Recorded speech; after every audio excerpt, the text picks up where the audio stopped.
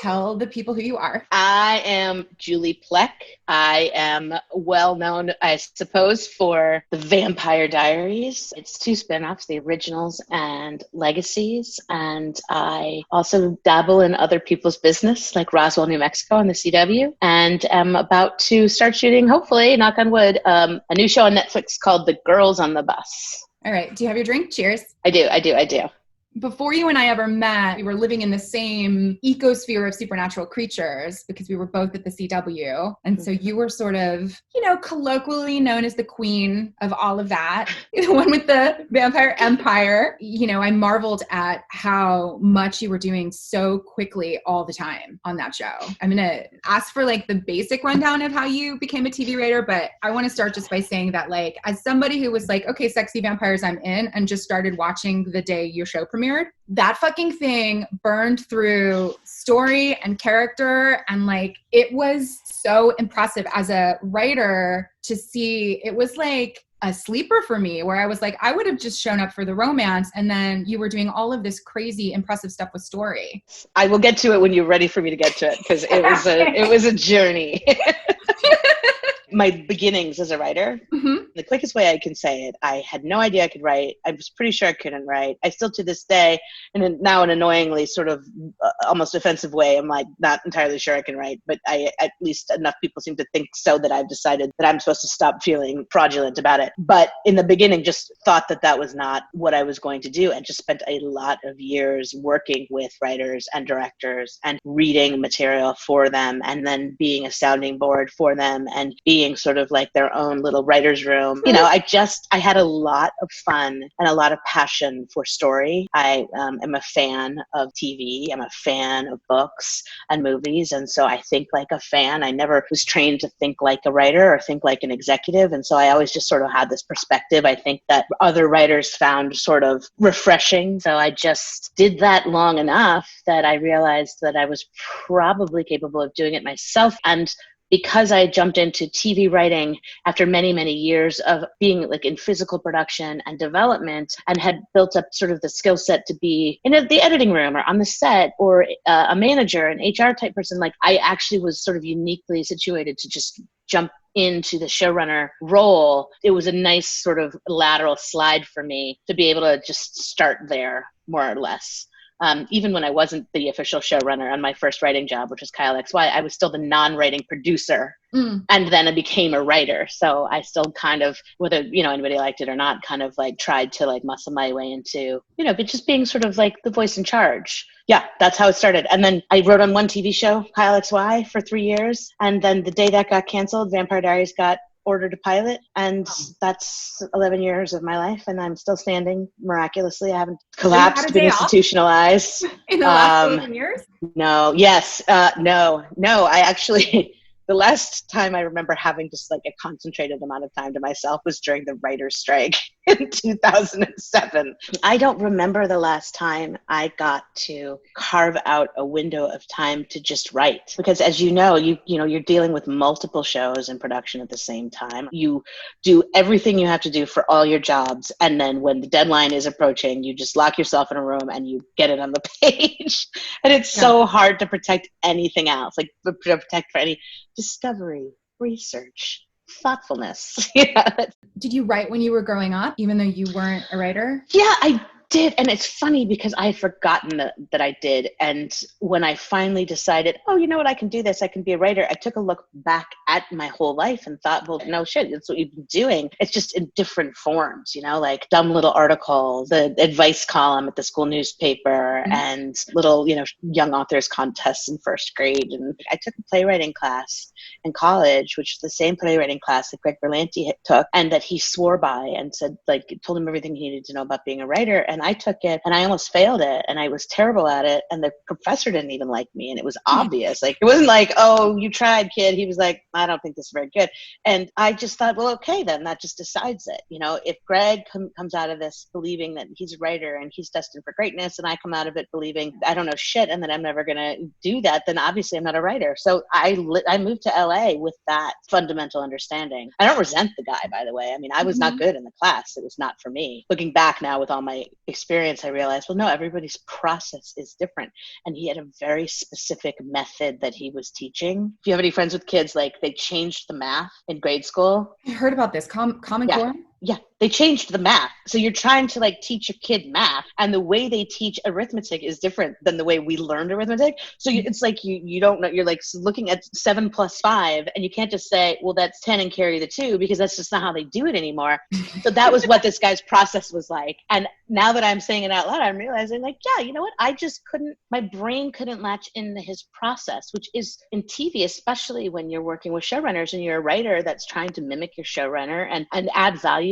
And people have like in rooms being like, I know I'm a good writer. Why don't I get this? So it's a little bit of a cautionary tale. Like, be ready for someone's process to be counterintuitive to the way that you think, because that might be why you're not succeeding in that particular job. That's true a lot, I think, in writer terms. I think there's something so useful about this story you're telling about becoming a writer, because you didn't go to school for it. Like, that wasn't your major. I tend to think that when we're looking for permission to do something that feels risky to us, and writing feels risky both because this is a society that doesn't value artists, and also because like you're going to dig into the real shit of yourself when you're writing, and that's scary. That can be scary, and instinctually we feel it even before we go there. So we're looking around and we're going, can I find some permission? Part of the whole reason I'm doing this is just like, you know what it does? It like stops people from wasting time believing they can't. If you're really a writer, you're going to get there eventually because you kind of need to do it. But that long span of time where you're torturing yourself and going, I shouldn't do it because I'm clearly too late, or I wasn't cut out for it, or I've been doing,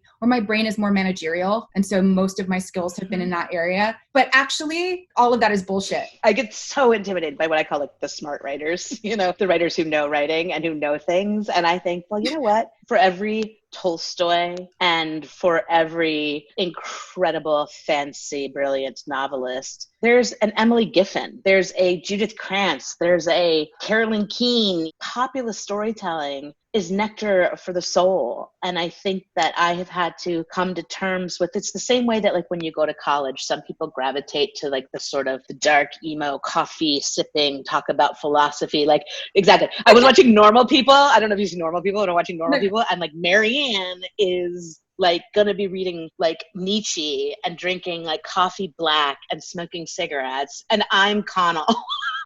I'm like, I just want to like, you know, go to college and like see what it's all about, you know. Everyone's different, and you can succeed and be proud of the stories that you tell and the way that you tell them, you know, even if like you're the Tolstoy of your medium, you know. But yeah, I watched a shit ton of soap operas. I read a shit ton of books, and I loved movies. And so therefore it just sort of like whatever I was able to instinctively latch onto as a storyteller all came from there. And then everything else was reading, and then writing, and doing. I'll start with the Vampire Diaries Burning Through Story, which is the thing you led with. Yeah. Because it's a perfect example of how it doesn't matter what you're taught, doesn't matter how many classes you took, or doesn't matter what your teachers told you. Sometimes shit just happens the way it happens. And in the case of the Vampire Diaries, we were brand new to the 6-act structure. Back in the day, it was 4 acts. It was like a 3-act play plus an epilogue. And then it was 5 acts, which was like basically a 3-act play plus a divided denouement, right? Suddenly we're in 6 acts because with commercial breaks, like they need to have 6 windows for commercials. And the general rule of a commercial break is leave them hanging, because this is before binge watching. And so your burden was to hold on to your audience. And so if you consider it like a 6-act break, the end being the 6th act, but really it's 7 acts because your teaser in a genre show has to have some kind of hook and some kind of pop. Our Burning Through story was completely born out of wanting to be gold star kids and having awesome act outs,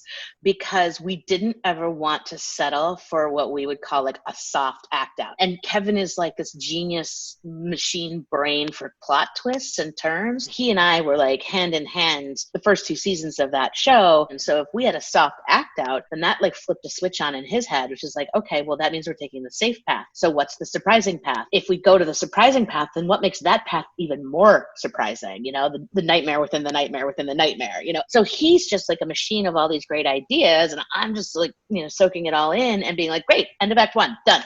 End of act 2, go. You know, what's the cliffhanger? And then the cliffhanger takes you in a complete different direction. And I remember reading TV guide, Matt Roush, I think, gave us a review early in the season, and he gave us, I think, a B+, and I was kind of like bitter about that. He said, loving everything so far, but I do not believe they will be able to sustain this pace of storytelling through Christmas. And I was like, well, challenge accepted, sir.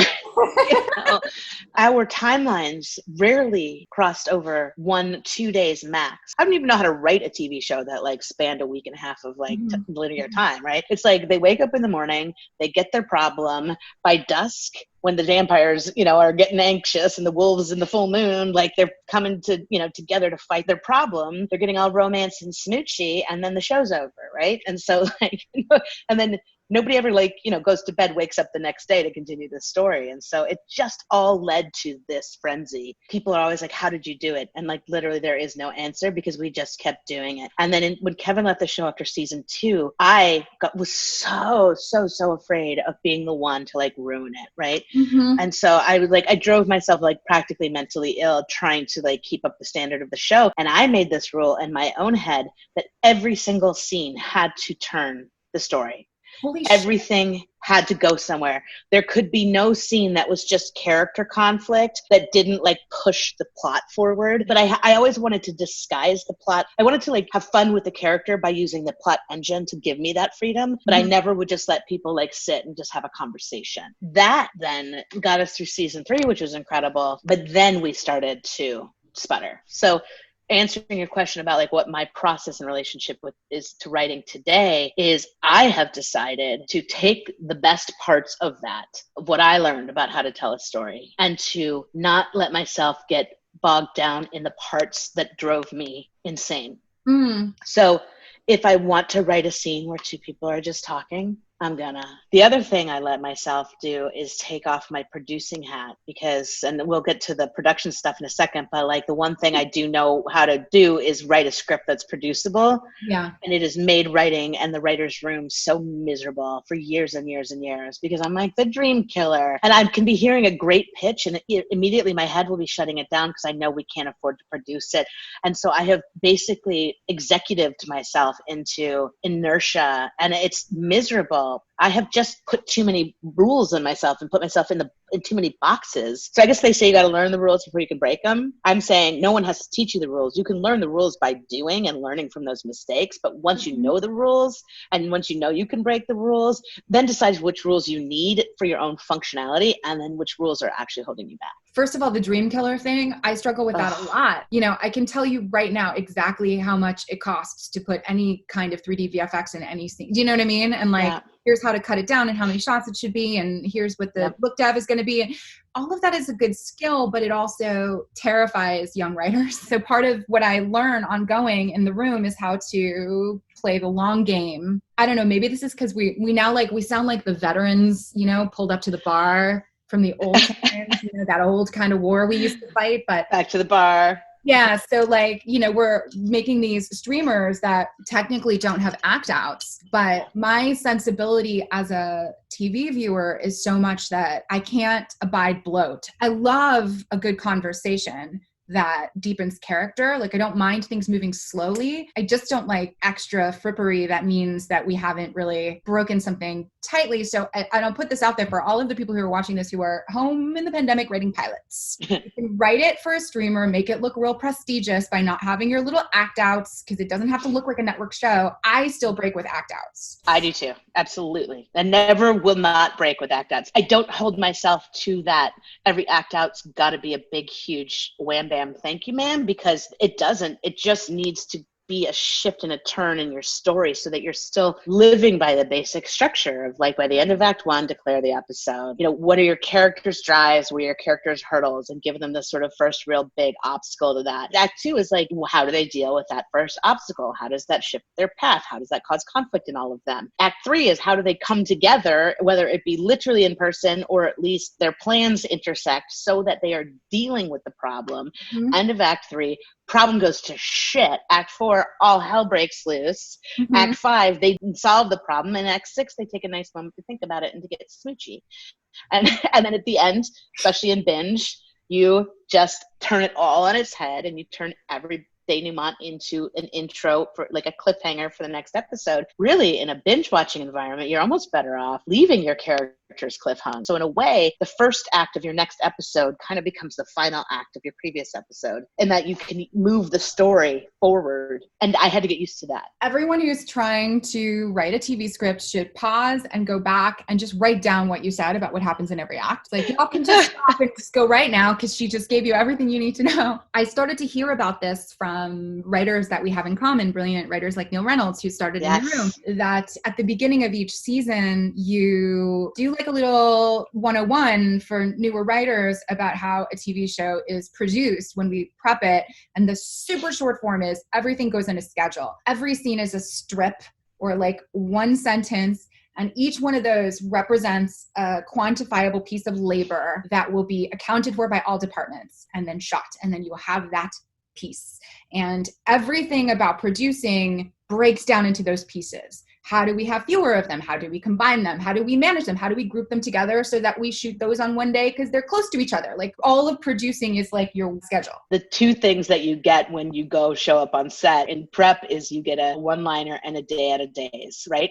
And those are two phrases that fundamentally do not exist in the English language. Yeah. And so the reason I started trying to teach production is because I realized, and it goes back to the whole everybody communicates in their own way, and for like the new math, it makes no sense to certain people and the old math does. And as I get into TV producing, which comes so naturally to me because I have been 15 years prior, like working with directors and working in TV as producer, working on sets and stuff, I had to realize like now we've got like one-liners and text scouts and walkies and grips and like all these things that don't sound like what they mean. Yeah. And I can't just assume that someone's going to like step onto that set and understand what the fuck anybody is talking about. And so I start this little seminar and I invite the editors in if they want to come and the assistants and the writers. And I basically am like, look, here's the bottom line. Like, this is all new information and it's not anything that you could just understand by me teaching you. You will only understand by like the repetition of the job. But at least here is some basic information because people are going to be rattling off. Mm-hmm. It's like trying to talk to an IT person and they're explaining your coding and you're like, I don't know what you're talking about. What's crazy is that was the first time I'd ever heard of someone, no disrespect to all the many great showrunners who did this, but no one ever did it for me. And therefore, when I became a showrunner, it didn't occur to me to do it because I just thought like people learn that by being on set and feeling stupid and asking questions. And by the way, for anybody watching, a one-liner is essentially the schedule for how we're shooting all those little strips. And it used to be called a strip board. First assistant directors who make the schedule and make the one-liner used to do it. They used to take every scene and put it on a paper strip. And then they put the paper strips on like a felt board so they can move all the pieces around. And from that, they developed the strip board schedule, which is now the one-liner, which tells you on Monday, this is what we're shooting. These 5 strips. And the day out of days is the number of days an actor is working out of the days the episode is shooting. It's the DOOD, day out of days. And it's a grid that's like day 1, day 2, day 3, day 4, day 5, day 6, day 7, day 8. And this actor, if it's working on day 1, gets a little X, another X, another X. And so at the end, it's like this actor works 3 out of 8 days. That is their day out of days. Ta-da! Here's the sort of connection that I make in my brain about something that might be helpful. It's like we have interviews with tons of writers for every slot in a writer's room. I mean, I probably can speak for us both when I say nobody expects a baby writer who has never been in a room before and never been on a set before to come in acting like they know that stuff. Their job is to be good writers, come in and learn. So I'm curious about the kind of stuff you listen for and the kind of stuff you're interested in about people's personalities, the questions that they ask, the kind of stuff you see in their scripts. It gives you the instinct to want to hire them. It's funny because back in the day when I was doing reading for Kevin Williamson and staffing up his shows when I worked for him, I would just read. And if I liked what it sounded like in my head, I would put it in the pile of like, oh, this is good. Mm-hmm. And I wasn't even looking for, oh, do they understand structure? Do they have a sense of story? It was just like, I like the way their words feel. And then if I liked them in person, I would hire them or at least recommend that they be hired. I wasn't the showrunner at the time. I just want to read a voice that sings. And it's different now because nobody reads specs, although we all still should. And that's something that needs to shift back, in my opinion. We all need to start reading spec episodes of television again if we really want to be hiring people that we know can try to mimic us. Here's a perfect example. So the first spec I ever wrote was a Buffy. Mm-hmm. And I wanted to write like Joss Whedon. And so I went and read 50, 60 Buffy scripts. And I studied how Joss Whedon wrote his action lines. And I studied where he used his punctuation. And I studied if he used parentheticals and if he didn't. And I then tried to write like Joss Whedon. Like everyone's got a different voice, but like when I watch TV, I usually like what Joss Whedon says. David Kelly is an underliner. David Kelly underlines every ninth word in a paragraph. And I used to read all the David Kelly scripts and be like, wow, that man really loves his underlines. He's not on set.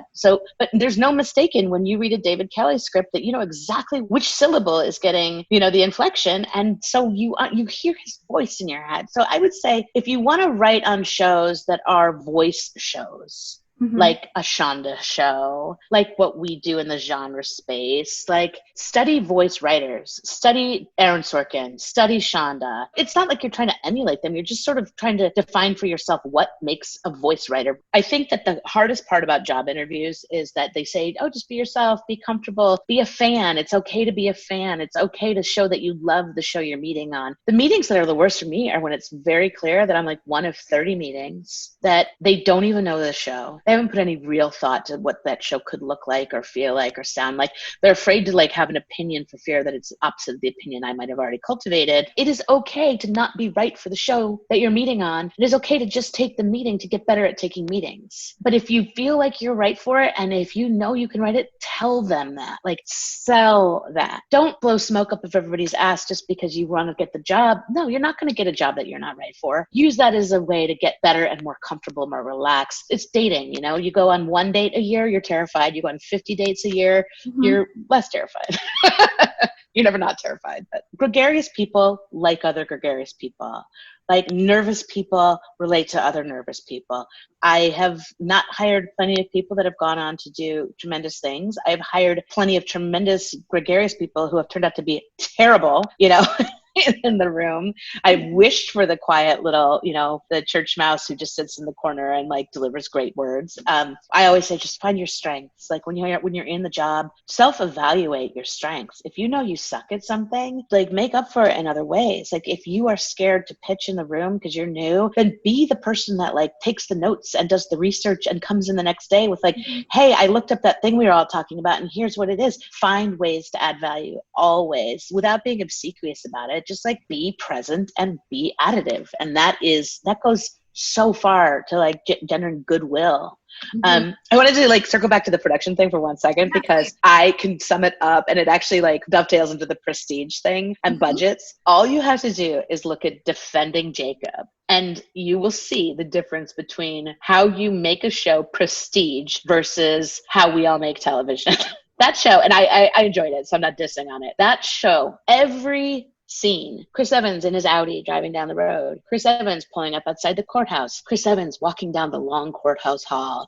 Each of those things I just mentioned takes at a bare minimum an hour to shoot, if not 2. People who are making broadcast television on a broadcast budget in that 8 days, you are never shooting so-and-so walks down the hallway to get into the room to start the scene. You're either writing the scene in the hallway or you're not shooting the hallway and you're shooting the scene as they enter the door. That is just the fundamental difference. Prestige television doesn't always mean prestige storytelling. It means you've got a lot of fucking money and a lot of time to make your shit look really pretty. Yes. People who want to see what you're talking about in action, I have a couple more examples for them. But for those who love snarky, soapy stuff, think about what you just said and watch Succession. Are you kidding me?